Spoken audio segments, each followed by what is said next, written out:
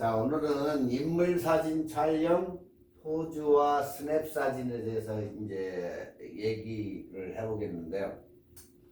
전 시간에 우리가 사진 구도에 대해서 이제 다 배웠고, 사진은 항상 중요 구성 요소인 컴포지션, 그러니까 즉, 이 컴포지션이 우리가 구성 요소가 제일 중요하다 이렇게 얘기를 하는데, 일단 컴포지션에서 나온 게 우리가 얘기하는 프레임이에요.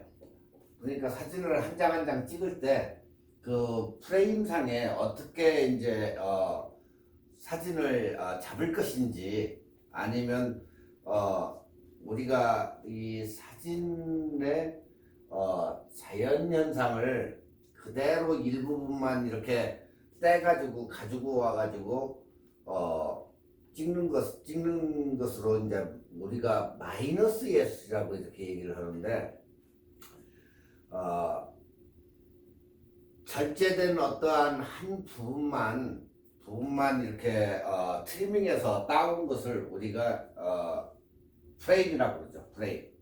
네, 그대로 이렇게 찍힌 부분만 따가지고 가져오는 것을 이제 프레임이라고 하는데, 그러면 우리가 이제 거기에서 크롭이라고 이제 얘기를 해요. 크롭.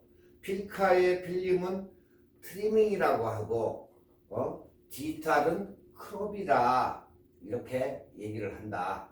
즉 크롭이란 필름과 디지털의 경계다. 네, 우리가 이제 뭐 보편적으로 이제 그렇게들 얘기하는데, 디지털은 우리가 이제 크롭이다 이렇게 얘기를 많이 해요. 그렇기 때문에 크롭과 필름과 디지털을 경계다 이렇게 우리가 보시면 돼요. 그러니까 여러분들은 그것을 이렇게 감지를 하시고 쓰시면 촬영을 하시면 될 것 같아요. 자, 오늘은 인물 사진 촬영 요령, 그리고 포즈와 스냅 사진을 이제 하겠는데, 뭐 인물이 됐건 풍경이 됐건 찍는 것은 거의 똑같은데, 약간씩 이제 여기에 콘트라스트나 이런 게 조금씩 달라지기 때문에 그것만 유의하시고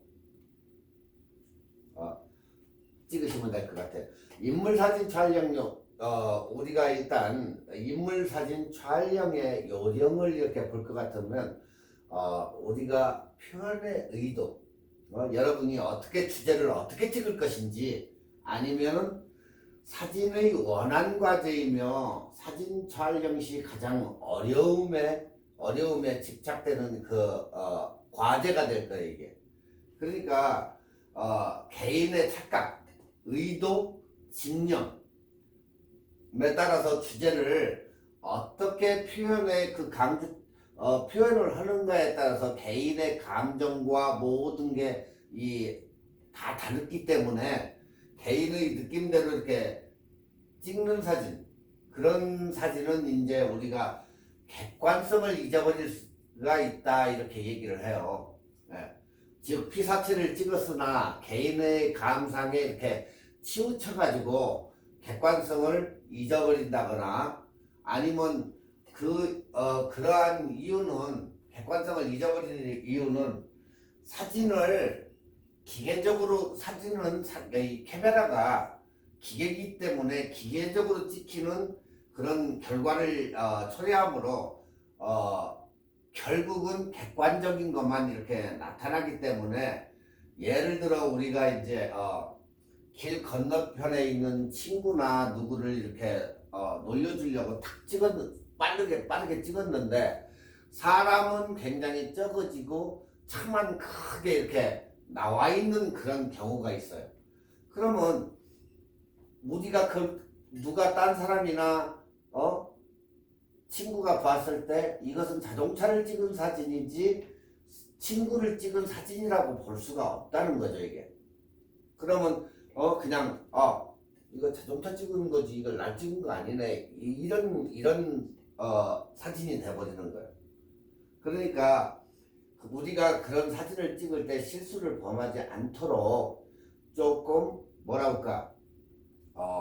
주제와 배경을 확실하게 우리가 관찰을 하면서 찍어야지 그냥 일예로 이렇게 찍으면 안 된다. 그런 얘기예요. 그러니까 여기서 주제는 파인더에서 크기나 위치로 볼 때 실제로 사진의 주가 되는 피사체가 뭔가, 예, 친구면 친구, 이런 식으로 해서 찍어야지, 그렇게 해가지고 막 이렇게 찍다 보면은 그게 안 된다는 그런 얘기예요. 그러니까 일단은 배경은 그렇게 해서 찍으면 배경은 관찰 부족, 부주의로 인한 정리가 안 돼서 그 주제가 표현을 망칠 때도 있다. 그래서 우리가 항상 사진을 찍을 때 주의해야 된다. 그러니까 여러분들이 관찰을 해가지고 어떻게 찍을 것인가, 아니면 어떤 소재를 어떻게 적절히 이용을 할 것인가, 그거에 따라 가지고 여러분의 사진의 표현을 대립시켜야 된다, 그런 얘기예요. 자, 그 두 번째가 이제 구도인데, 구도는 뭐 전 시간에도 여러 번을 얘기했지만 우리가 이제 황금분할로 얘기해서 뭐 1대1 아니면 1대3 1대5 뭐 이런 식으로 해서 황금분할은 이 연비로 돼 있어요. 연비로 돼 있는데 미술에서 말하는 구도법을 활용을 해야 되나, 미술과 달리 배치의 개념에 이 사진은 더 가깝다. 그래서 항상 황금분할에 염두를 두고 일반적으로 쉬운 황금분할은 뭐 1대1, 1대3, 1대5 이런 식으로 홀수의 연비로 해서 찍으면 된다. 그리고 화면의 구성은 이제 삼각형이냐, 역T 삼각형이냐, 뭐 S자형이냐, 대각선이냐, 전 시간에 이제 우리가 이건 배웠죠. 예. 대칭형 터널 구도 등 여러 가지 그 구도를 생각하면서 구도를 잡도록 하되, 가장 일반적이고 보편화되어 있는 1대3 황금분할이 초보자한테는 굉장히 유용하고 많이 보편적으로 많이 쓴다. 예. 그러니까 여러분들도 1대3의 황금 분할을 이렇게 쓰시면 돼요. 자, 우측에 있는 그림을 보면 A, B, C, D 이렇게 점을 이렇게 빨갛게 해놨는데, 그 A, B, C, D의 중요한 피사체가 놓여진다면 그냥 우리가 보기에 사진을 찍힌 그 장면을 볼 때 굉장히 안정적이고 무난한 그런 사진이 되는, 그리고 그런 구도가 된다. 그리고 이 구도가 익숙해지면 새로운 변형을 위해 가지고 여러분들이 딴 구도로 해서 찍을 수도 있다. 그렇지만 주제의 배치와 크기, 그리고 전형적인 구도에 못지않게 중요함을 항상 염두에 두시는 게 좋다. 그리고 이제 네 번째 주제는 사진의 시선이 편안하게 갈 수 있는 곳. 그러니까 주제를 갖다가 우리가 눈으로 편안하게 이렇게 볼 수 있는 곳에 항상 A, B, C, D 여기에 이렇게 두어야 하며, 사진 크기는 사진 면적의 분할상 많은 부분을 차지해야 된다. 그 외에 색상이나 배경, 면적 등의 배경 처리, 그러니까 색상이 거의 비슷한 색깔 같으면 그 사람이 튀어 보이지 않기 때문에 그런 것을 각자가 유념해가지고 찍어야 된다, 그 얘기예요. 그러니까 항상 여러분들이 찍을 때 그냥 팍 찍지 마시고 그냥 한 번쯤은 생각하고 이 구도와 저 피사체와 어떻게 어울리는지 한 번쯤은 생각해보고 그렇게 찍어라, 그런 얘기예요, 결국은.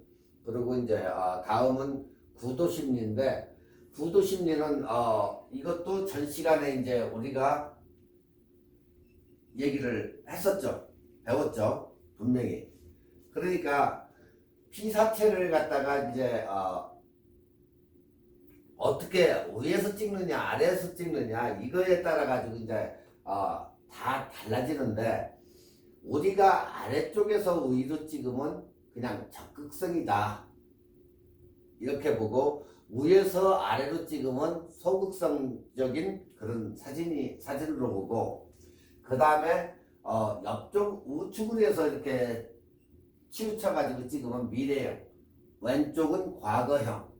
예. 그리고 상단에 이제 대각선으로 찍으면 미래 적극이다, 아니면 아래쪽으로 찍으면 미래 소극. 예. 그리고 왼쪽 위쪽으로 대각선으로 찍으면 과거 적극, 그리고 아래쪽으로 찍으면 과거 소극이다, 이렇게 이제 우리가 얘기하는데, 우리가 잡은 구도가 어떤 방향인지 참고하는 게 제일 좋다.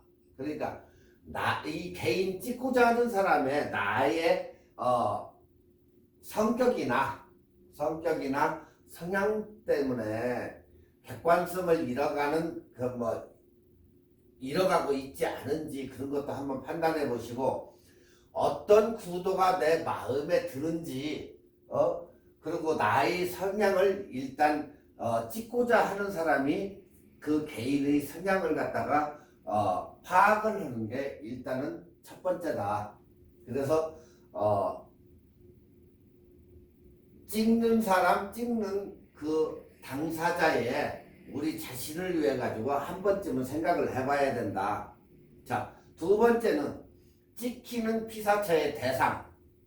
그러니까 내 친구나 내 친구의 자녀나 아니면 와이프나 대상을 생각한다면, 내가 계속 그런 식으로 해서 찍어주면 친구나 자녀나 그런 분들은 이게 습관이 된다. 그러니까 과거형 친구를 미래형의 친구로, 소극적인 자녀를 적극적인 자녀로 이렇게 바꾸는 데에 직간접적으로 도움이 되기 때문에 여러분들이 이걸 바꿔가지고 찍어보면 소극적이 적극적으로도 변하고 적극적이 아주 소극적으로도 변한다, 그런 얘기예요. 그러니까 여러분들이 찍는 자신을 위한 거나 또 찍는 대상을 위해 가지고 한 번씩 이 방향을 바꾸면 이렇게 어느 정도 보는 관점이나 이런 게 사진이 달라질 수가 있다. 예. 사진을 찍을 때 우리가 올려다보거나 내려다보는 수평으로 보는 시선의 각도를 얘기해요. 그래서 우리가 이제 평각과 양각과 부감이라고 이렇게 지칭을 하는데, 일단은 평각, 우리가 얘기하는 평각이라고 하면 A레벨이라고 해요. A레벨. 카메라의 각도가 수평인 그런 경우. 그러니까 즉 우리의 인간이 보는 시각하고 똑같다. 그게 우리가 얘기하는 평각이라고 얘기하고, 여기서는 A레벨이라고 한다. 그 다음에 이제 안각이라고 해요. 안각. 로어 앵글이라고 하는데, 그리고 버그스 A라고도 이렇게 얘기하는데, 이 안각은 낮은 곳에서 피사체를 약간 올려다보면서 이렇게 찍는 것을 우리가 얘기하는데, 이런 경우는 시선과 지평선이 이루는 각도다. 그게 바로 안각이다. 그러니까 카메라 각도가 올려보는 경우로는 뭐가 강조가 된다? 원근감이 강조가 된다. 아래쪽에서 위로 찍으면 원근감이 강조가 되고 주관적으로 느껴진다. 그게 바로 안각이다. 아시겠죠? 반대로 지금 이제 부감이라고도 하고 이제 부각이라고도 우리가 얘기를 해요. 부각이 이제 하이앵글인데, 하이앵글은 위에서 아래로 찍기 때문에 어때요? 사람을 갖다가 찍었으면 사람이 왜소해지고 작아 보여요. 네. 위에서 찍었을 때는 작게 왜소하게 보이고, 작아 보인다. 여러분들이 보통 핸드폰 가지고 위에서 아래로 딱 찍었을 때는 어때요? 내가 작게 보이고 왜소해 보인다. 그게 우리가 부감앵글 하이앵글이다 이렇게 얘기해요. 그리고 버드스 아이 뭐 이렇게 얘기도 하는데 일단은 부각은 위에서 아래로, 아래에서 위는 안각이다 이렇게 생각하시면 돼요.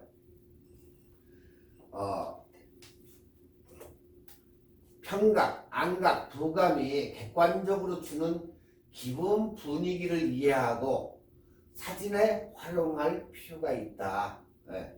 그러니까 보통 우리 일반적으로 핸드폰을 쓰시는 분들이 거의다가 이제 우리가 부각을 이용해 가지고 찍고 연설이나 이런 스피치 하는 사람들, 그런 사람들은 아래에서 약간 위쪽으로 찍으면 원근감 조금 뭐라 할까 위험감을 갖죠. 위험감. 그러니까 아래쪽에서 위로 연설하는 사람, 이런 사람들은 보통 평준화되게 우리가 평각으로 찍는 게 아니고, 그럴 때에는 안각으로 찍어서 아래에서 약간 위쪽으로 찍으면 위험을 가지고 이렇게 그런 사진이 나오기 때문에 약간 아래에서 위로 찍고, 위에서 이제 아래로 찍는 사진은 조금 왜소가 되고 하니까 여러분이 핸드폰을 찍을 때 항상 45도 각도 정도로 올려가지고 자기를 찍거나 친구하고 같이 이렇게 찍을 때는 약간 왜소하고 작게 보인다. 예, 그 얘기예요, 이게. 자, 여기에서 이제 부감의 심리적 효과를 이제 보면은 그 사진을 보는 사람이 우월한 상태로 놓이게 된다 해가지고 이 정반대 예를 들어보면 무슨 얘기냐면, 독일의 히틀러는 굉장히 키가 작았어요. 그러다 보니까 모든 사진이 올려다보고 찍는 그런 안각의 구도를 가지고 있어요. 그러다 보니까 어떤 기자들이건 히틀러를 찍을 때는 무조건 니네는 다 올려다보면서 찍어. 그러다 보니까 어떻게 돼요? 다 그렇게 나오는 거야. 안각으로. 밑에서 아래쪽으로 다 올려서 찍으라 보니까. 그렇게 되면 아까 뭐가 강조된다 했어요? 원근감이 강조가 되고 위험이 있는 거예요. 그러니까 히틀러가 사진을 찍을 때 그 사진들을 거의 다 보면 아래에서 위쪽으로 찍었기 때문에 위험이 있고 그래도 좀 크게 보이잖아요. 네, 원근감이 있기 때문에. 그래서 히틀러 사진은 거의 다가 안각으로 찍은, 아래에서 위로 찍은 사진들이 거의 다 위에서 아래로 찍은 사진이 거의 없어요. 자, 특히 어린아이들을 찍어줄 경우, 어린아이들은 아이들 무릎 위치에서 찍어야 된다는 거예요. 우리가 위에서 아래로 찍거나, 왜? 적으니까 위에서 보통 구부리기 귀찮으니까 위에서 아래로 찍어버려요. 그럼 왜소하고 더 작아 보이겠죠. 그렇지만 우리가 무릎을 꿇고 같은 눈높이에서 찍어주면 어때요? 굉장히 사진이 달라지겠죠. 근데 우리가 부각으로 위에서 아래로 찍을 때는 어때요? 머리가 굉장히 커지겠죠. 가분수 효과가 나타난다는 거예요, 지금. 그러기 때문에 항상 아이를 찍으면 가분수가 되는 것을 방지하기 위해서 항상 무릎을 꿇은 자세에서 눈높이에서 찍어주는 게 좋다. 그래서 인물은 주로 어디서 찍는다? 안각에서 찍는다. 항상. 그러니까 아래쪽에서 위쪽으로 약간 찍어주는 게 인물은 굉장히 좋게 나온다. 평각은 가장 정상적인 대등한 분위기를 느끼게 한다. 그러니까 우리가 눈높이에서 이렇게 찍을 때에는 그 피사체와 나와 굉장히 대등한 관계를 이루게 이렇게 나타난다. 자, 화면 공간을 채워서 이제 정리하도록 사진을 찍는 사람이 모델의 포즈를 교정을 해줘야 돼요. 네.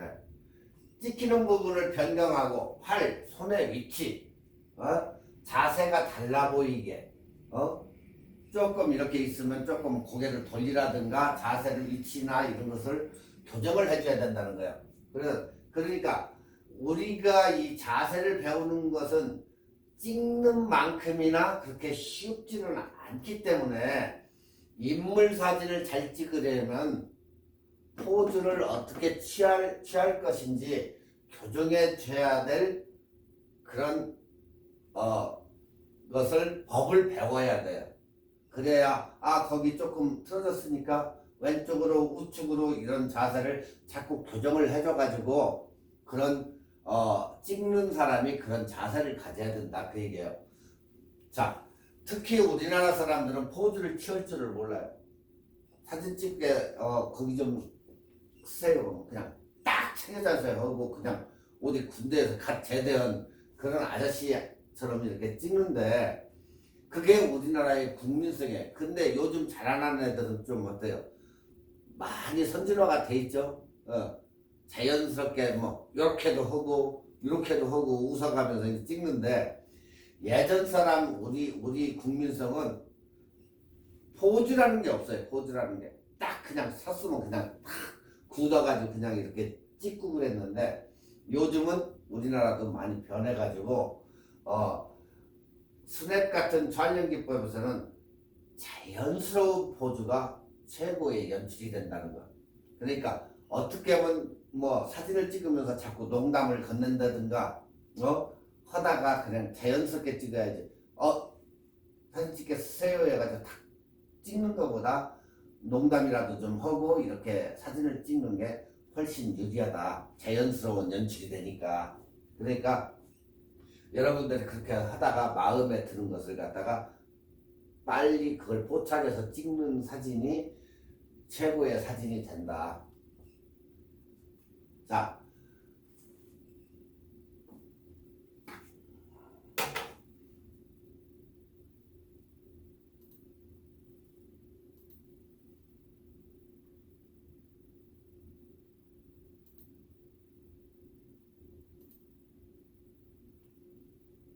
자, 스냅 사진의 촬영 요령은 스냅 촬영. 스냅은 찍히는 사람이 모르게 재빨리 찍는 게 제일 좋은 기법이다. 스냅은. 그러니까 너 사진 찍지 해가지고 나 사진 좀 찍어줄래 했을 때 스냅 사진을 좀 찍어줄 때에는 그 사람이 포즈를 막 취하고 있을 때 탁탁 찍는 것도 좋은 방법이에요. 그 중에서 하나를 이렇게 골라가지고 주면은 더 자연스러운 그런 사진이 나오기 때문에 그 사람이 모를 때 딱 잡았을 때보다도 약간씩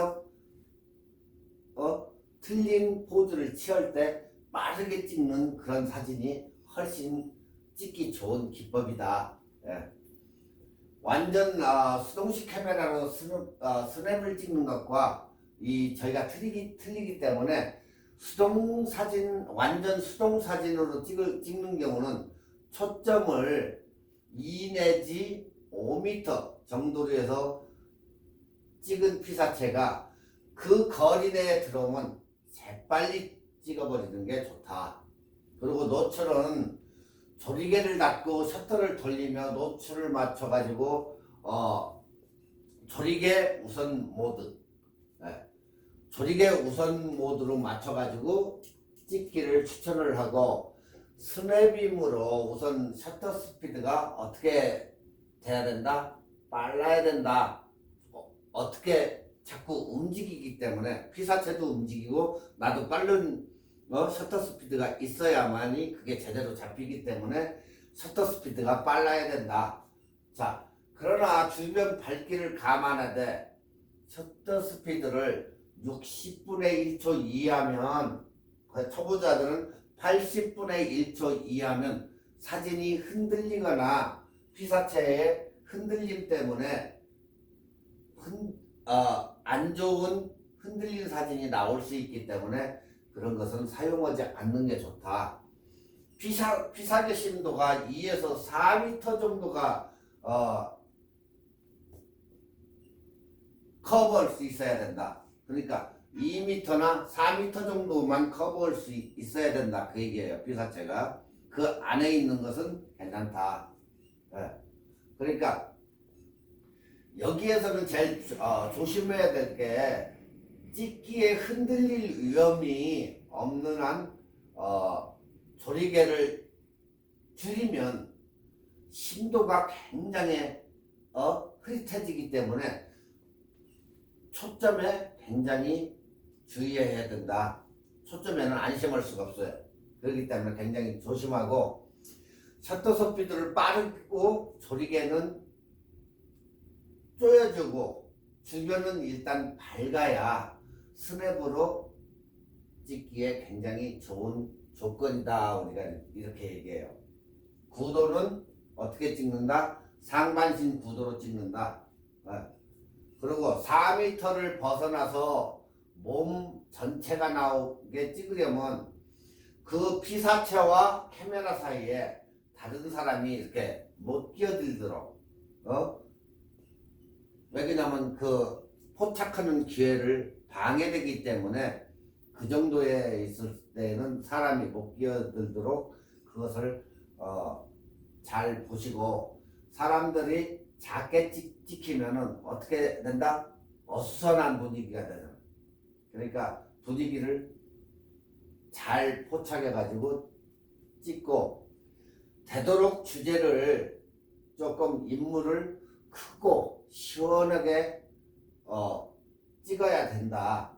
이 사진 보면은 이렇게 좀 인물들을 큼직큼직하게 찍어라 그 얘기예요. 시원시원하게. 자, 렌즈는 우리가 뭘 쓰죠? 인물 사진 찍는다 하면 보통 35mm나 50mm, 35나 50mm. 만약에 크롭 바디를 쓴다고 하면 어때요? 또 아래로 내려가야 되겠죠.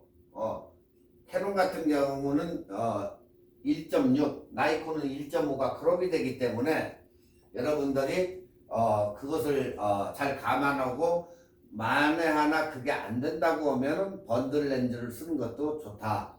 그러니까 일반적으로 렌즈는 우리가 얘기하는 풀바디의 경우는 50mm 아니면 35mm 또한 제일 좋은 85mm도 있다.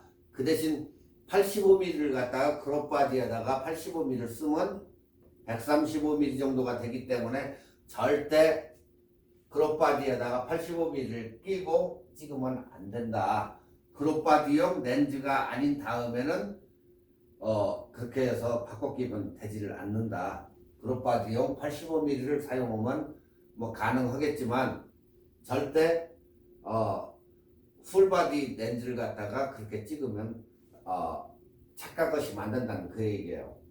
왜냐면 1.6을 더해줘야 되니까 여러분이 50mm를 끼면 85mm 정도가 되게 85mm로 착각 봐야 되기 때문에 여러분이 35mm를 껴야 50mm가 돼요. 그렇기 때문에 크롭바디는 항상 자기 그 렌즈 EFS 렌즈나 이런 걸 끼지 L렌즈 프로페셔널 L렌즈 좋은 렌즈 가지고 와서 찍는다 보면 그게 착각이니까 풀바디 아닌다 하면은 그렇게 찍지 말아라. 그러니까 표준 렌즈나 관광 렌즈를 가지고 가가지고 찍는 게 유리하다. 자, 50mm는 우리가 표준 렌즈라고 한다겠죠. 50mm. 50mm로 찍든지 아니면 50mm보다 아래로 내려가서 35mm 관광 렌즈로 찍으면 굉장히 유리하다. 왜? 깨끗이 나오니까 일단은. 그리고 관광 렌즈는 짧은 거리에서도 촬영하고 각도, 화각이 굉장히 넓게 잡을 수 있기 때문에 광각 렌즈가 좋고, 또한 어때요? 심도가 굉장히 깊다. 그 얘기예요. 인물을 찍을 때 화각도 좋고 딱 찍으면은 굉장히 심도가 깊어가지고 어때요? 사진이 짱하게 나오겠죠? 그래서 35mm 정도 광각 렌즈가 무지 좋다. 그러나 단점이 있는데, 단점은 인물이 비정상적으로 휠 수도 있다는 거. 35mm는 다 좋은데 약간 휠 수도 있다. 그거에 대해서 튀어 보이니까 약간 조심을 해라. 35mm는 50mm를 쓸 때에는 상관이 없어요. 자, 자동 노출 기능이 있는 카메라로 스냅 사진을 찍을 경우, 자동 노출일 때, 자, 노출 조리개를 우선으로 정하고, 조리개는 항상 조리개 모드로 정하고, 셔터가 자동으로 작동하는 게 유리하다. 자동 모드, 그러니까 셔터 스피드는 자동은 나도 5로 A에다 놓고 찍어라. 이때는 현재 셔터 스피드가 얼마로 찍히고 있는지를 항상 확인하면서 흔들리지 않을 셔터 스피드에서 찍어야 된다. 자, 그리고 자동 초점, 뷰파인더 중앙부로 주인공 얼굴을 향하여 반샷다를 누르고 초점을 살짝 잡아주고 누른 상태에서 전체 보기 구도를 즉시 이제 구도를 잡으라는 거죠. 반샷다를 살짝 누르고 구도를 빨리 잡고, 그리고 한 번 더 눌러서 셔터를 찍도록 한다. 자, 이때는 조리개를 더 열어서 노출을 맞춰도 무방하다. 그 얘기예요.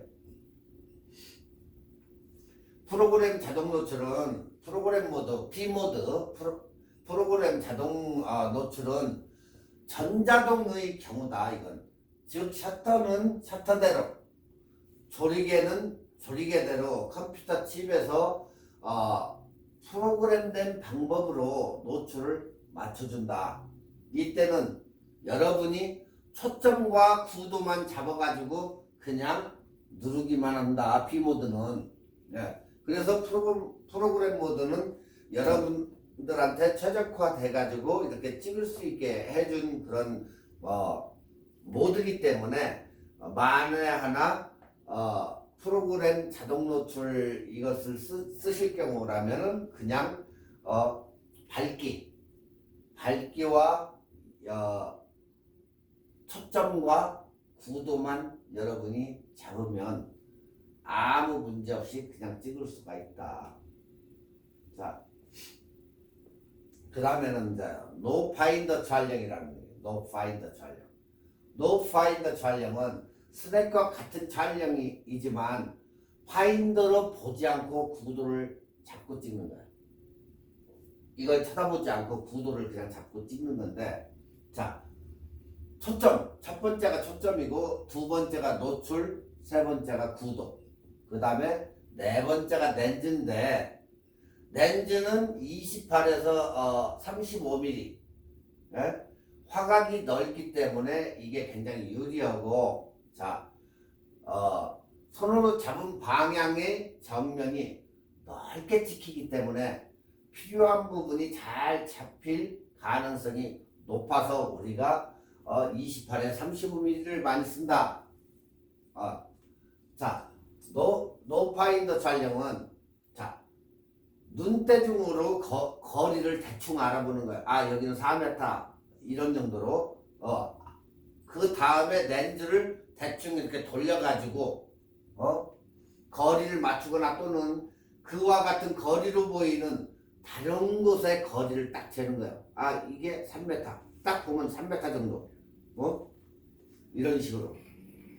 자동 초점은 오히려 실수할 소지가 있다.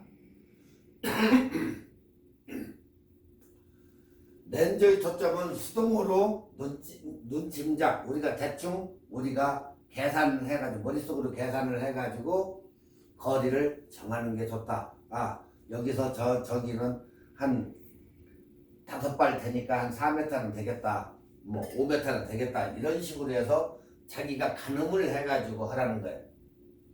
자, 노출은 그냥 손으로 그냥 찍어야 하므로 셔터 우선 노출로 셔터 모드 노출로 셔터를 여기서는 60분의 1초 이렇게 써 있는데 80분의 1초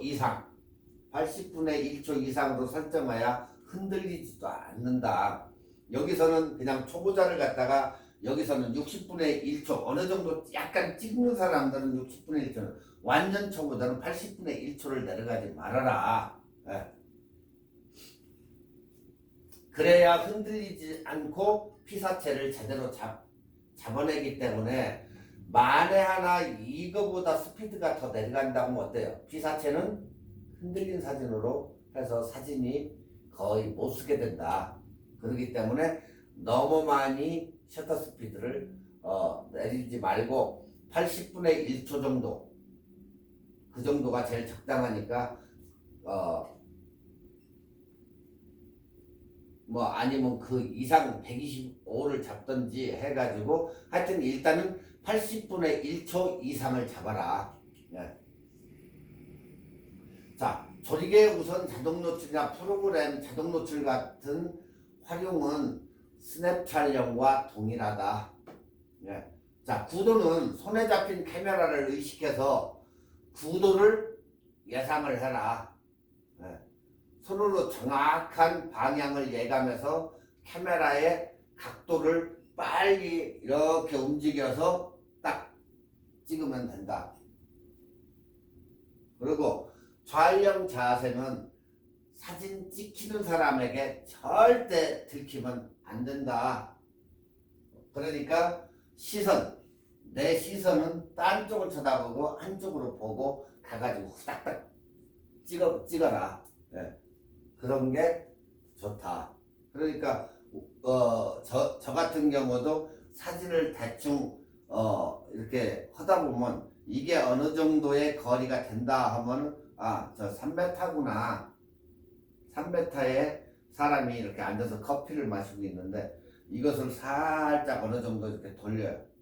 그러면 자기 감이 와. 이게 감이 오고 그때 딱 커피를 마신다든가 할 때 후닥닥 들어가지고 찰칵 찍어버리는 거예요.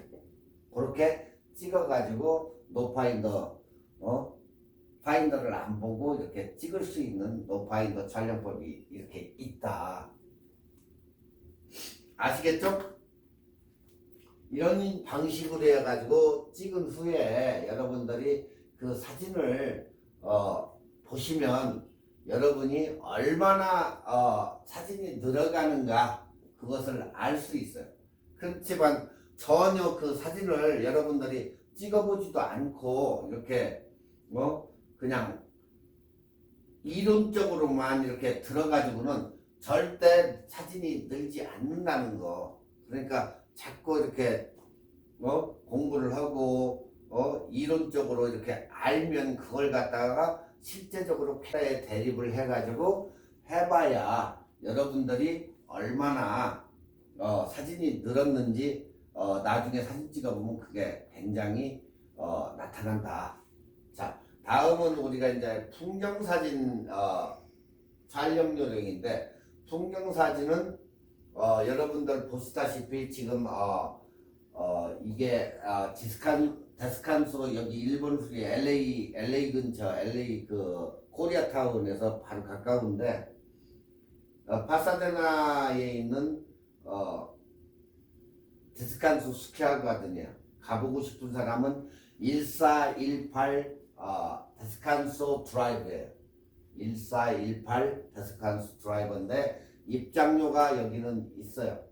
그래서 일본관 앞에 쪽 보면 이렇게 브리지도 있고 이렇게 사진들이 이렇게 찍을 수 있는 저기고 연인과 함께 가족과 함께 여기 가면은 거의 하루 정도나 뭐 5시간 이상 정도는 충분히 사진 찍을 수 있는 그런 여건이 되기 때문에 여러분들이 이렇게 가서 찍어 보시면 빛이 들어오는 거 그리고 올드 나무들 이렇게 멋있는 나무들이 있기 때문에 여기 결혼식 촬영을로도 많이 와요.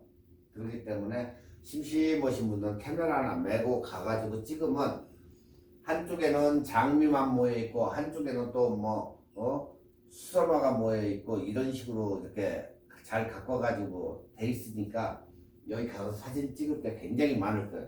그렇기 때문에 한 번씩 가보시는 것도 굉장히 좋아요. 자, 풍경사진 촬영 요령의 이제 개요는 풍경사진을 즐겨 찍는 작가들에게는 좋은 날씨, 첫 번째가 날씨, 그리고 즉 파란 하늘에 껴있는 문개구름, 그리고 강렬한 태양, 광선과 윤곽이 뚜렷한 그림자, 색감이 생생한 피사체 등등 꿈꾸는 것 같은 거예요. 꿈.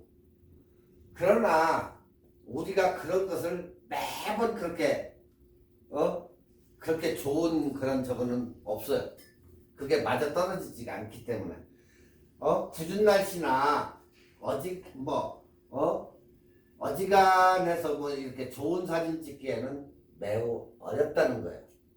나한테 맞는 그런 날씨가 그렇게 매번 있는 것도 아니고, 그리고 어쩌다가 오늘 날씨 좋은데 사진 찍기 좋겠네 하는 날은 딴 일을 하고 있는 거예요.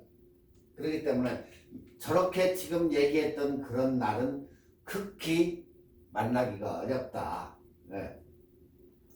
아마추어 작가들은 궂은 날씨일 때 어떻게 풍경 사진을 찍을 수 있는지, 아니면 없는지, 프로 좀 어느 정도 사진을 찍는 프로들한테 가끔 어느 날이 좋은지 묻고는 해요. 그러나 그 답은 의외다. 아무리 그 사람이 많은 사진을 찍고 프로라 해도 아마추어 사진가에게는 불가능한 사진을 찍을 수 없다. 그렇게 얘기해요. 네. 그 날씨에 그날에 노출이며 어떤 사람은 노출을 가지고 다니는 사람도 있어요.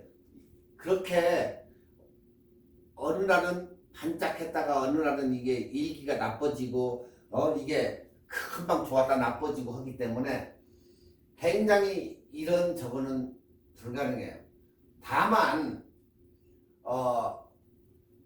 피사체에 집중하고 분석하고 주제가 무엇인지, 광선의 상태는 어느 쪽에서 오는지, 구도는 어떻게 찍을 것인지, 이게 정확한 거지. 햇빛이 오늘 어떤 날이 제일 좋습니까? 이렇게 물어보면 그건 틀린 질문이에요. 이게 우리가 예전에 학교에서 육가원칙 같은 거 많이 배웠죠. 언제 어디서 무엇을 어떻게 이런 건데, 여기서도 무엇을 어떻게 언제, 이 세 가지 여러분들이 그것을 세 가지를 구체적으로 결정해서 한 프레임에다 담는 게 굉장히 훌륭한 풍경사진을 찍는 법이지, 그걸 언제 쨍하고 또 날씨가 좋아야 되고 바람도 없고 그거 기대하기 어려워요. 항상 가서 여러분이 맞게 찍는 게 좋은 거지. 내 구도를 어떻게 찍을 것인지, 아니면 어떻게 찍을 것인지, 언제 갈 것인지, 무엇을 찍을 것인지, 이걸 구체적으로 결정하는 게 중요한 거지. 가가지고 그 맨날 생각만 해봐야 필요 없어요. 그냥 카메라 하나 가지고 그냥 가서 찍는 게 제일 낫다. 이 세 가지만을 가지면 다 된다. 무엇을 언제 어떻게 찍을 것인가. 네. 풍경 사진을 촬영할 때 이제 조심해야 될 게 여러 가지 포인트가 있는데, 그것을 하나씩 우리가 이제 알아보는 건데, 촬영 요령, 대비가 되는 색상을 가진 피사체, 즉 그게 무슨 소리냐, 즉 잘 조화된 주제와 부제를 프레이밍하는 게 좋다. 그게 첫 번째 풍경 사진을 찍기 위한 최고의 선택이다. 두 번째, 원하는 구도를 얻기 위해 적절한 초점거리 렌즈를 선택하고 망원 렌즈와 광각 렌즈의 특성 및 적절한 사용법을 습득할 필요가 있어가지고 그걸 대처하도록 해야 된다. 세 번째,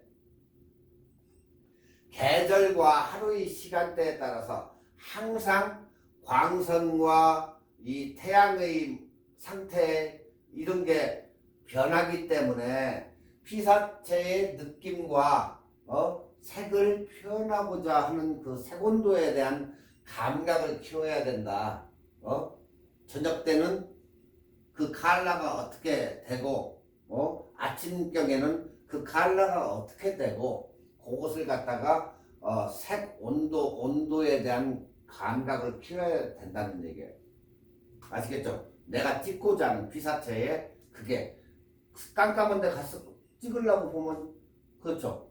또 새벽에 이렇게 보면은 아니야. 이것은 어느 정도 광선이 들어와서 좀 밝은 빛에서 찍어야 된다. 이런 스타일의 색감각을 가져야 된다. 그 얘기예요. 그러니까 여러분들이 자꾸 찍다 보면 이 감각이 여러분도 모르게 와요. 자, 그 다음에는 피사체에 가장 적합한 광선의 상태가 될 때까지 끈기 있게 기다리자. 아침에 새벽에 도착해가지고 깜깜한 데를 갔어. 사진을 찍을 수가 없어. 그러면 브루스타를 가져갔던 아니면 차에다가 꽂는 커피팟을 가져갔으면 커피도 한 잔 먹어가면서 자기가 찍을 것을 한번 생각해가면서 약간의 여유를 갖고 생각을 하면서 어떻게 찍을까? 빛이 지금 어떻게 하냐? 왜 그러냐? 새벽이 점점 해가 오름과 동시에 틀려진다. 색감이 그때부터 나타나기 시작하는데 보면서 어떻게 찍을 것인가 한번은 생각을 하자. 그래서 끈기 있게 기다리는 게 제일 좋다. 아니면 뭐 라면을 끓여 먹던 불은 조심하시고. 자, 그 다음에 명암의 대비가 강한 피사체를 프레이밍해서 극적인 효과를 강조하는 게 좋다. 그 다음은 톤을 이용한 원근감 처리가 풍경사진에는 굉장히 효과적이다. 아시겠죠? 자, 지금 뭐 이거 같으면 여기 튤립밭에 가서 찍은 거고 이제 뭐 여러 군데서 이렇게 찍은 거고 이거는 한국에 있는 그런 사진인데 여러분들도 이렇게 찍을 수가 있어요. 자, 원근감을 보다 강조하기 위해서 수직 프레임을 사용하자. 수직으로. 그렇게 하면 아까 원근감이 아래쪽에서 위쪽으로 찍는 게 약간 원근감이 있다겠죠. 히틀러도 그렇게 찍는다고. 그러니까 원근감을 보다 강조해서 수직 프레임을 사용하자. 수직. 자, 광각렌즈의 왜곡 현상을 이용해서 원근감을 강조할 경우 로우 앵글, 아래쪽 앵글이 보다 효과적이다. 그러니까 35mm 카메라로 찍을 때는 약간 휜다고 그랬죠.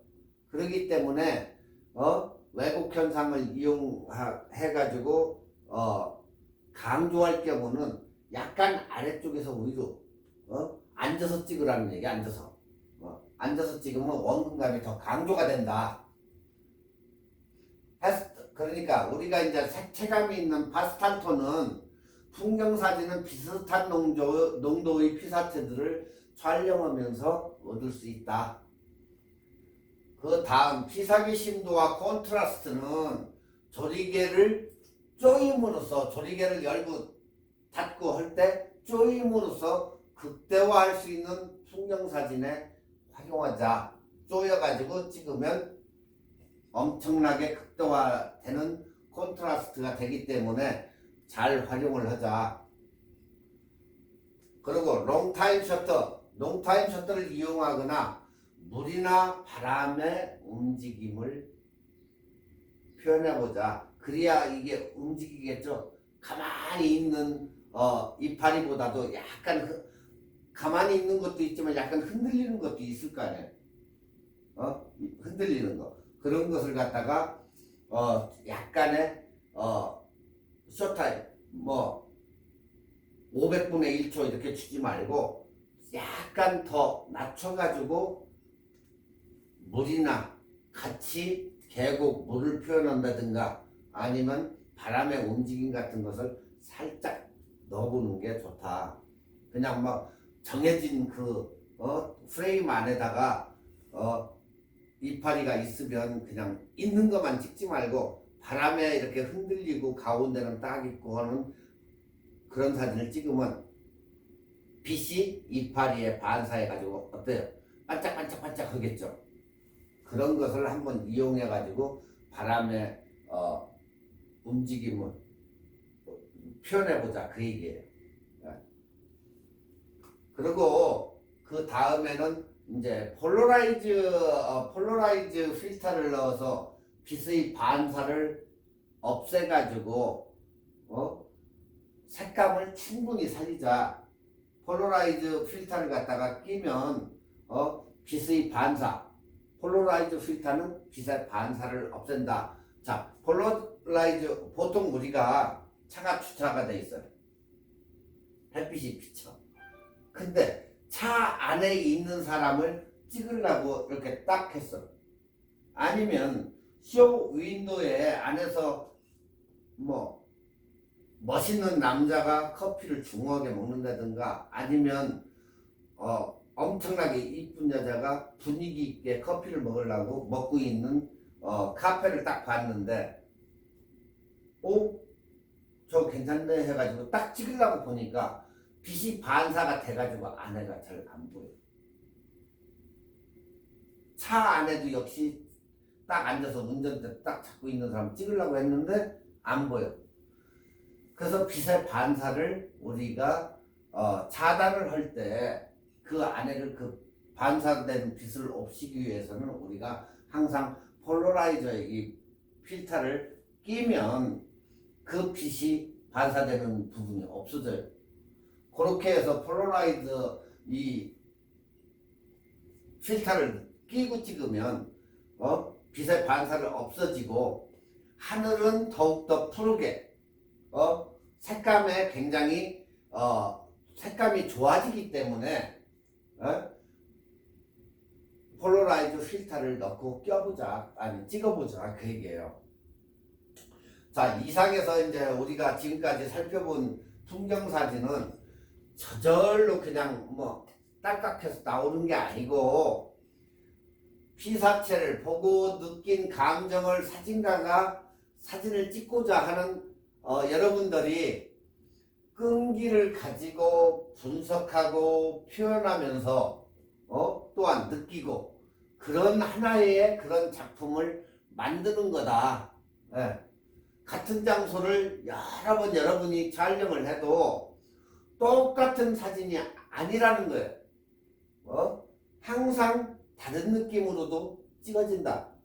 자, 여러분들이 만약에 비샵이나 여기 단풍 들고 하는 데를 지금 올해도 갔는데 작년에도 가고 내년에도 또 갈 거고 왜 한 군데를 가서 매번 찍느냐? 뭐 때문에 찍을까? 똑같은 거 나오는데.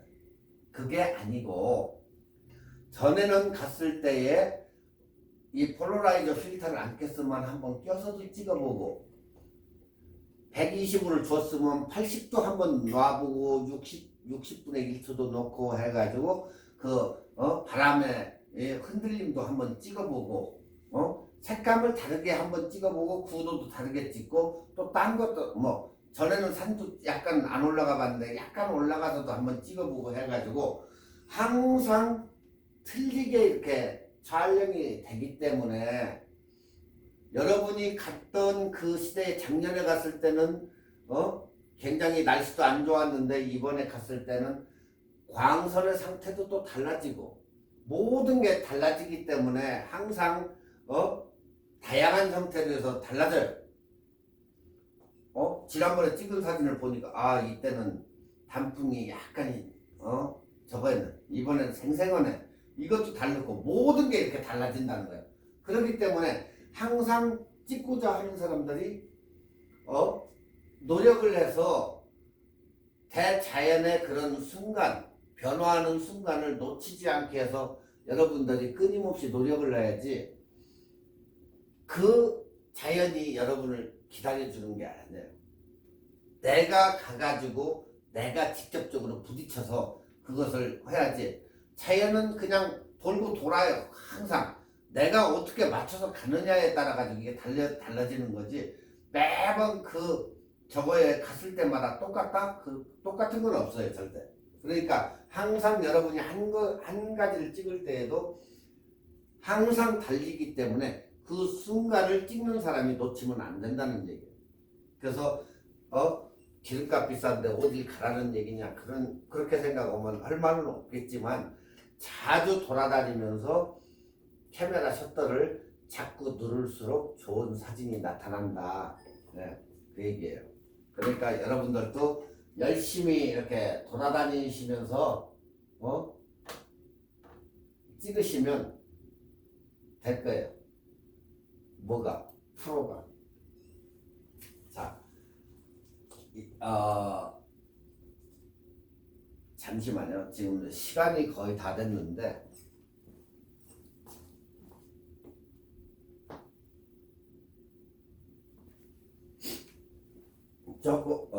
지금 거의 뭐 1시간이 조금 넘어가는데 다시 계속해서 뭐 오늘 좀 더 하죠.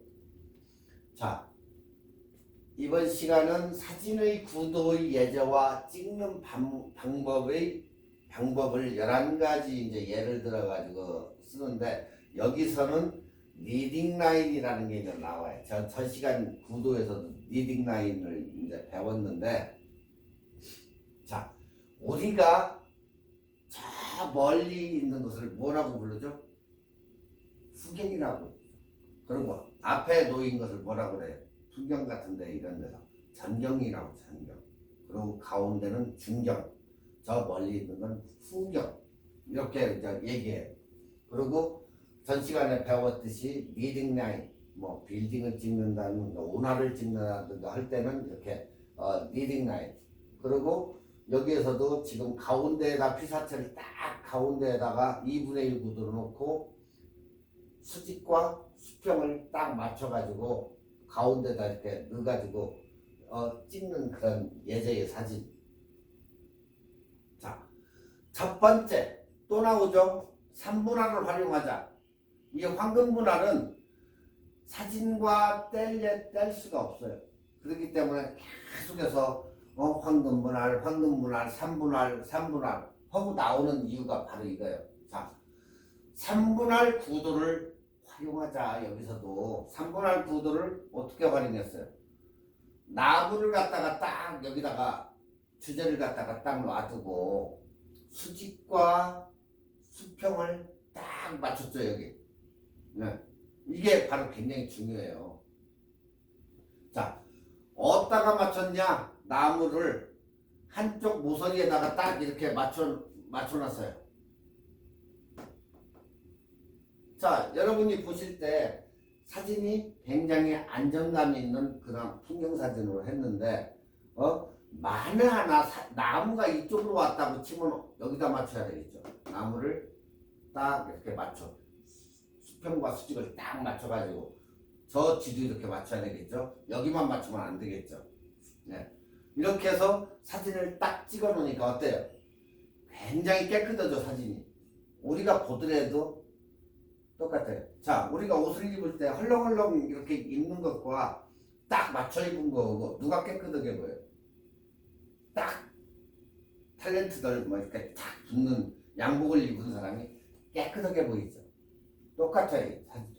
수평과 수직과 이 구도를 딱 이렇게 맞추면 사진이 일단은 깨끗하게 보인다는 거예요. 3분할은.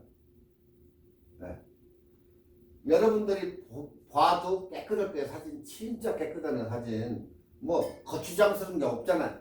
지저분한 것도 없고. 그래서 자꾸 이 3분할을 얘기할 때 뭐라고 해요? 수평과 수직을 맞춰라 그 얘기예요. 3분할법 이 황금 비율을 쓰면서.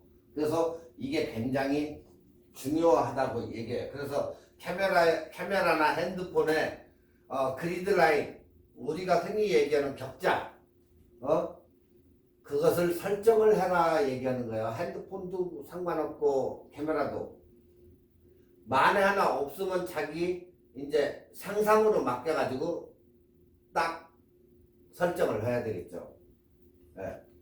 그래서 항상 깨끗한 사진은 이렇게 신경 써서 격자로 해가지고 그리드 라인으로 해서 찍으면 된다.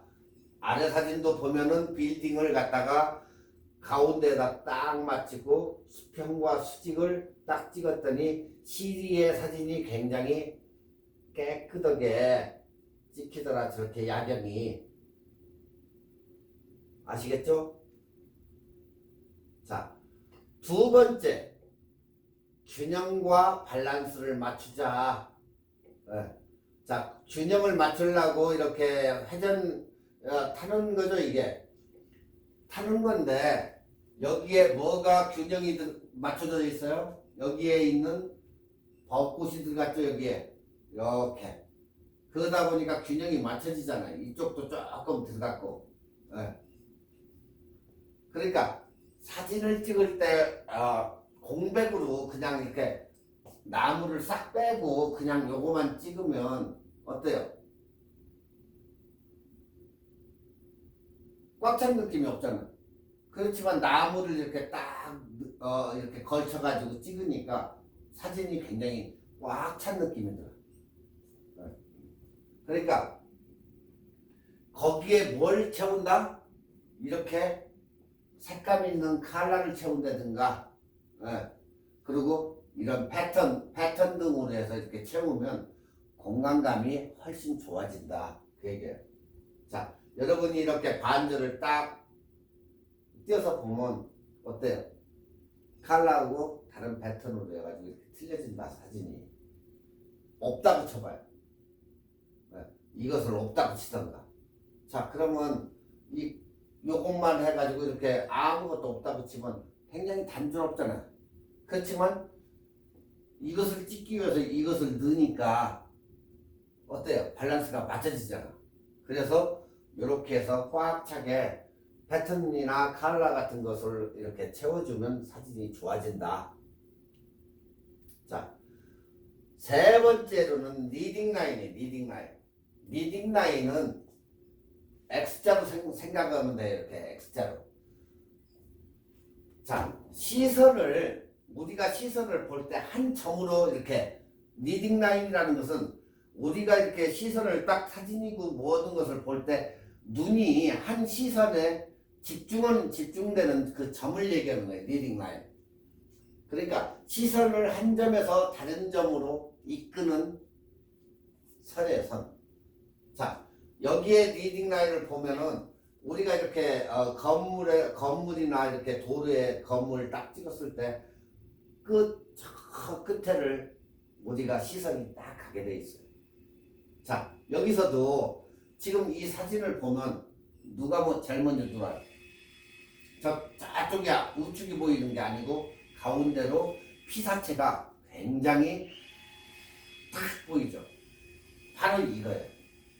그래서 리딩 라인을 활용을 해라. 피사체를 돋보이게. 굉장히 돋보이게 보이죠? 수직, 수평선이 만나는 점에 수직과 수평선이 만나는 점에 피사체를 넣고 찍는 게 리딩 라인인데 굉장히 피사체가 강조되고 엄청난 사진을 여러분이 얻을 수 있다. 그렇게 찍기 위해서 우리도 노력하자 그 얘기예요. 자, 여러분들이 지금 이렇게 보시면 거의 다가 리딩 라인으로 해가지고 지금 강조된 사진이에요. 자, 여기도 리딩 라인으로 해서 앉아있지만 얼굴이 이렇게 강조가 되죠. 네. 강조가 됐고 지금 여기에서도 리딩 라인이 이렇게 철길 이렇게 걸어가는 사람인데 여기도 3분할로 해가지고 한쪽 점에다가 주 피사체를 여기다 두고 여기도 리딩 라인을 읽히게 만들었고 여기도 역시 여러분이 이렇게 보면 리딩 라인이 한 점으로 이어졌는데 눈이 어디로 가요? 딱 가운데 지점으로 가잖아. 똑같은 얘기예요. 여기도 눈이 어디로 가요? 딱 그냥 보면 가운데로 가잖아.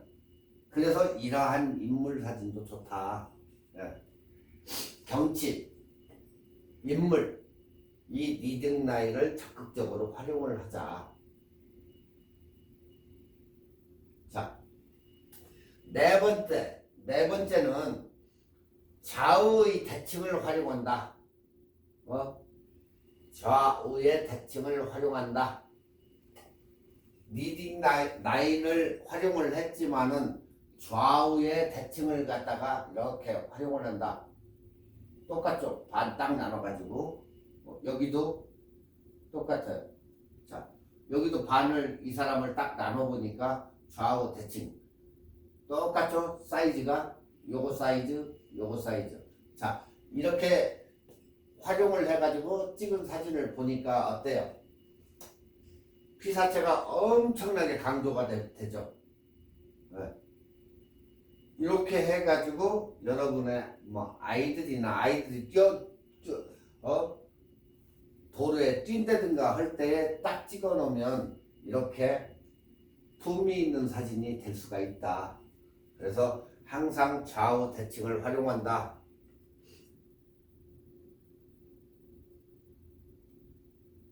자, 다섯 번째, 패턴을 활용하자. 패턴.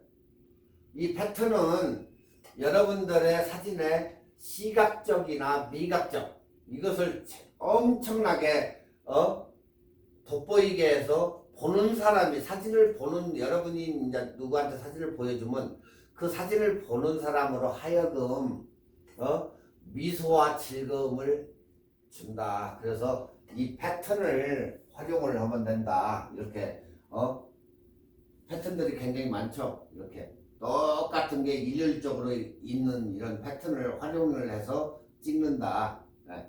여기도 동물원 이제 창살인데 곰 같은 거, 꽃도 이렇게 컬러풀하게 패턴이 있기 때문에 이런 것일수록 아름다움과 즐거움을 선사한다.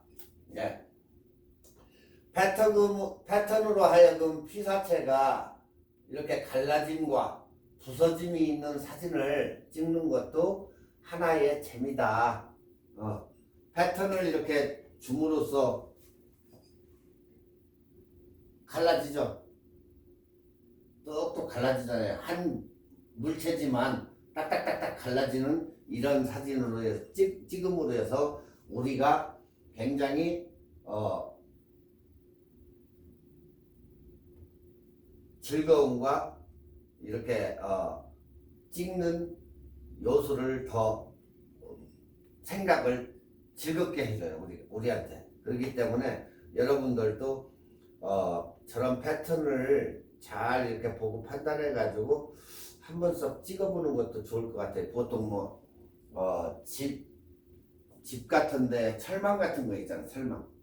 철망 같은 걸 활용해 가지고 그런 것을 한번 찍어본다든가 사람을 찍는다든가 이런 식으로 해가지고 찍어보는 걸 한번 트라이 해보는 게 좋을 것 같아요. 그리고 뭐 꽃 같은 거라든가 이렇게 패턴 있게 찍으면 좋고 만에 하나 여러분들이 이렇게 동물이 우리 안에서 조금 떨어졌다 보면 다초점을 사용하시는 게 굉장히 유리해요. 왜 그러냐면 전체를 갖다가 자동이나 이런 것을 놓고 찍으면 이 철망에 초점이 잡히기 때문에 저 동물은 흐릿하게 나와요. 이 안쪽에 가까이 있기 때문에 지금 이것은 같이 이렇게 나왔지만 동물이 철창에서 떨어져 있다. 그럴 때에는 어때요? 단초점으로 해서 딱 동물한테 딱 잡아야 같이 이런 식으로 나오지. 그렇지 않으면 저렇게 나오지를 않는다. 그러니까 유념해서 찍으시면 되겠어요. 자, 6번째는 관점. 사진을 시작할 때 제가 꼭 그 관점에 대해서 얘기하는데 여러분이 보는 시각과 딴 사람이 보는 관점이 이게 틀리기 때문에 항상 이 관점, 여러분들이 보는 그 관점, 그것을 갖다가 굉장히 중요하게 생각하셔야 돼요. 내가 보는 관점과 똑같은 사진인데도 딴 사람이 보는 관점이 틀리다는 거예요. 네. 그래서 꼭 첫 시간, 두 번째 시간이나 관점이 여러분들의 군인, 물 주는 수통, 군인, 이거의 관점에 대해서 꼭 얘기하고 지나가는 게 바로 이거예요. 보통 일반적인 사진에서는 아이 레벨 즉 눈높이 사진을 찍어요, 우리가. 그렇지만 그것을 벗어나서 아래에서 위로 찍는다든가 우회에서 아래로 찍는다든가 아까도 얘기했죠. 부각과 안각. 안각은 낮은 곳에서 위로 찍는다. 그렇게 얘기했고 올려다보면서 그러면 뭐가 생긴다겠죠? 위험이 생긴다겠죠. 근데 반대로 부각을 찍을 때에는 위에서 아래로 찍으면 왜소해지고 작아지고 애들을 위에서 아래로 찍으면 가분 수형이 나오기 때문에 조심해야 되고 그 좀 전에 얘기했죠. 그렇기 때문에 우리가 이렇게 찍자 하는 것은 통상적인 관념을 깨고 한번 여러분의 창작을 위해서 이런 사진을 찍어보자 얘기한 거예요. 지금 약간 위에서 아래로 찍었죠. 45도 정도로 위에서 아래로. 자, 이것은 완전히 위에서 아래로 찍은 거예요. 이것도 어느 정도. 다 사진들이 아래서 위로 이런 식으로 찍었는데 여러분 보시기에 뭐 좀 이상한 사진 있어요? 없잖아요. 전혀 괜찮은 사진들이 나오니까 우리가 가지고 있던 그 고정관념을 깨고 여러분만의 관점으로 해서 사진을 찍어라. 창작이 창작 결국에. 그러니까 딴 얘기 없어요. 그냥 우리가 가지면 이렇게 찍으면 안 돼 하는 걸 하지 말고 여러분의 생각대로 여러분의 관점에서 한번 그런 사진을 이쪽 저쪽으로 찍어보라는 얘기예요. 자, 7번. 배경은 아름답다. 하지만 주제에 따라서 달라진다. 배경은 저렇게 멋있는데 주제에 따라서 달라진다. 사람이 주제일 때, 특히 사람이 주제일 때 배경을 조금만 넣어주고 배경이 주제일 때는 배경을 많이 활용한다. 자, 지금 이 사진 같은 경우는 배경이 물이 주제잖아요. 물이.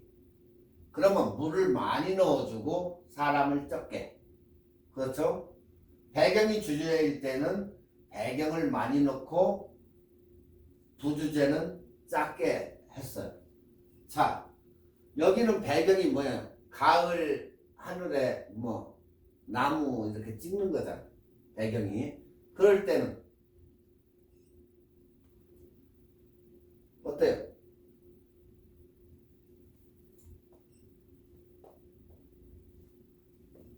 사람이 주제니까 배경을 조금 넣어주고 배경이 주제일 때는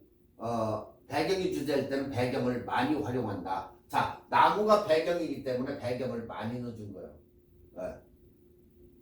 그러니까 특히 배경과 피사체를 분리해. 이 사람은 이 사람이고 배경은 배경이고 둘이 분리하라는 얘기예요. 예. 사람과 배경 중에 사람이 주제일 경우는 배경이 시선을 끌으면 안 된다는 거예요. 자, 지금 이렇게 보면 배경이 주제일까 아니면 사람이 주제일까? 이거 애매모호하죠. 여러분들이 볼 때. 사람이 주제일 수도 있고 배경이 주제일 수도 있고 그러니까 애매모호해 이거. 이런 사진은 깔끔함도 없어요 이거. 그리고 잘못 찍은 사진이지 이거. 왜 그러냐면 딱 보면 주위가 분산이 돼요 이건.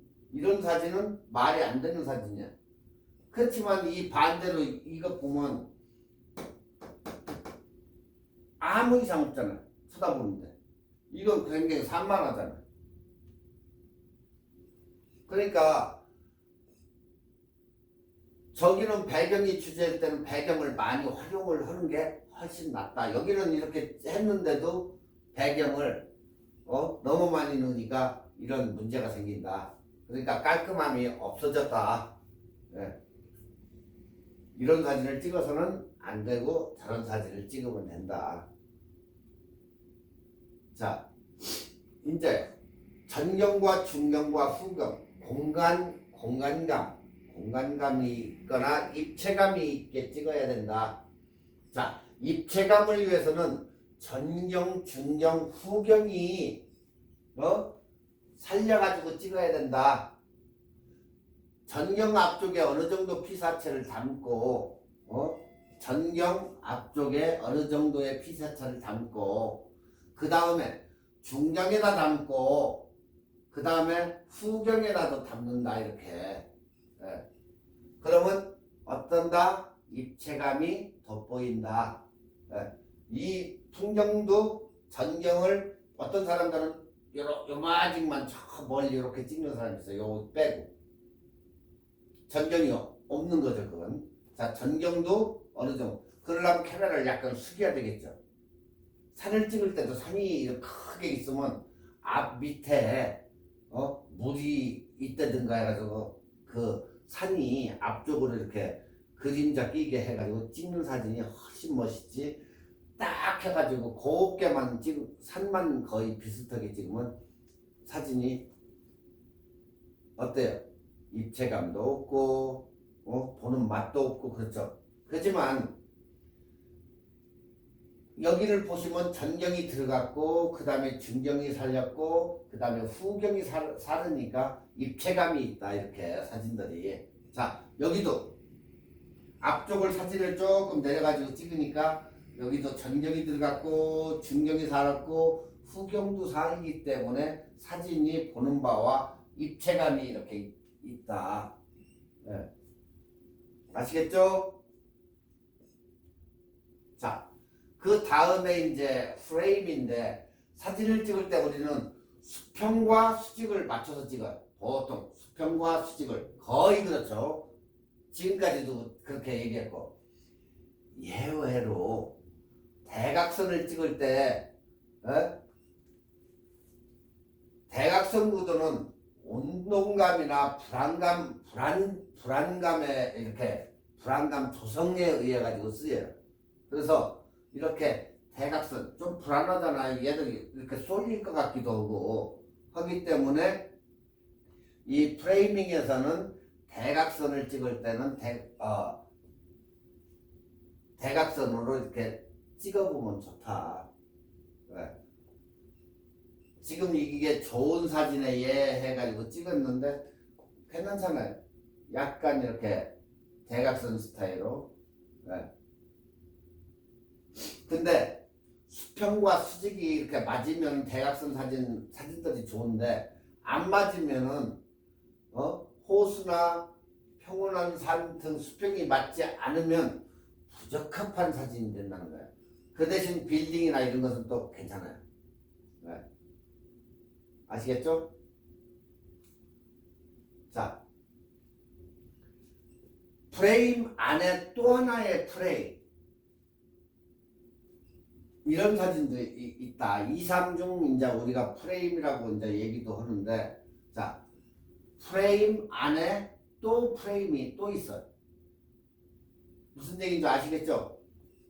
네. 프레임이 자꾸 많아지는 거지. 2, 3중 프레임. 네. 그러니까 앞쪽에도 있고 뒤쪽에도 또 하나가 있고 하는 자꾸 2, 3중 프레임. 네. 이렇게 넣고 찍는 사진도 있다.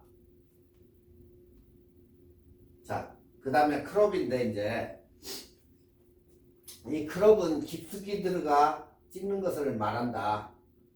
피사체의 주제나 흥미로운 걸 찍는다. 자, 지금 초점이 깊숙이 들어가서 여기다 딱 맞춰놓고 찍으니까 위 거, 아래 거 어떻게 됐어요? 싹 뽀샤시하게 변했죠? 네. 배경 처리가 싹 된 거야 지금. 아웃포커싱이 딱 돼가지고 딱 맞은 데는 정확하게 됐잖아. 깊이 들어가서 찍어진다. 이렇게 음식 같은 거 이런 거 앞에는 이렇게 아웃포커싱 처리하고 깊이 들어가 가지고 이런 식으로 해서 이렇게 음식이나 이런 것을 찍는다. 크랍을 시킨다. 그리고 이제 마지막으로 여러분들의 이제 찍는 자의 마음에 찍는 자의 마음, 찍는 자의 마음대로 찍는다. 매번 강의 때 얘기해요. 규칙, 구도 모든 것을 여러분이 알고 나서 약간의 탈 사진을 찍어도 누가 뭐라고 안 는다. 왜? 여러분 시선에 찍은 거기 때문에. 그렇지만 그런 것을 안 하고 그냥 마음대로 그냥 그것도 지랄이고 내가 그런 거 나는 배워본 적도 없고 그냥 찍으면 그것은 욕을 먹는다.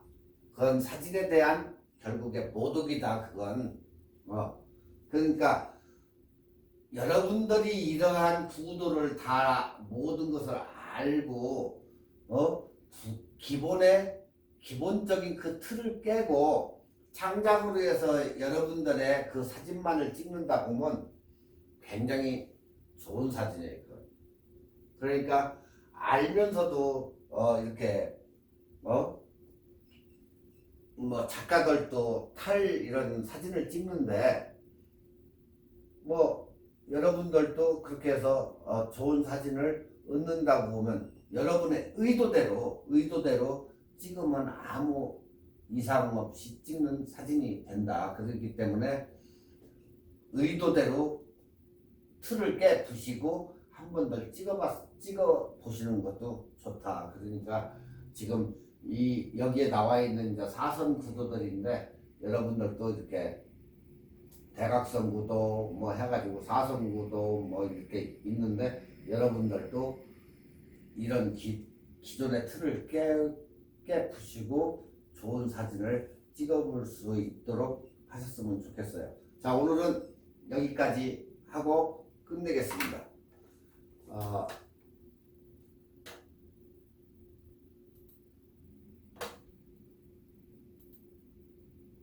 다음 시간에는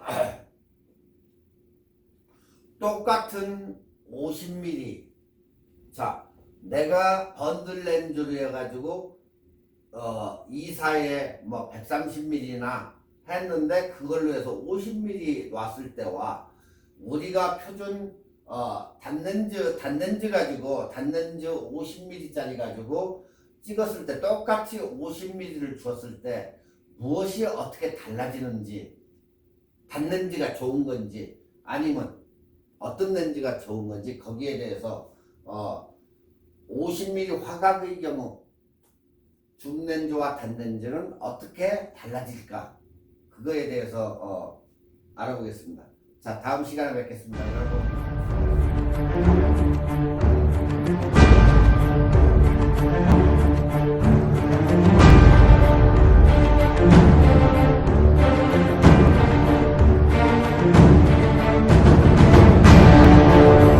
네.